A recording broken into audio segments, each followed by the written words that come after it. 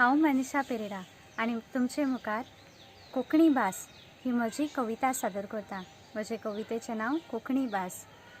कोंकणी आमची मायभास, कोंकणी आमची मायभास, परमळीत फुलां सारको तिचो वास, परमळीत फुलां सारको तिचो वास। सर करूंक जायना तिचें व्हरतेपण खास, सर करूंक जायना तिचें व्हरतेपण खास। हीच ती आमची आवयभास, हीच ती आमची आवयभास। संगीता आमची गिरेस्तकाय, संगीता आमची गिरेस्तकाय। मांडो कार्नवाल आमची संस्कृतकाय, मांडो कार्नवाल आमची संस्कृतकाय।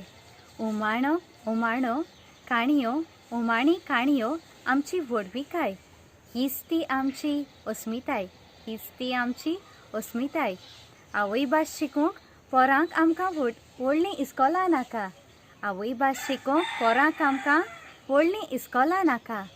आवय आपल्या दुदांतल्यानूच बाळांक शिकयता मायभास तुका, आवय आपल्या दुदांतल्यानूच बाळांक शिकयता मायभास तुका।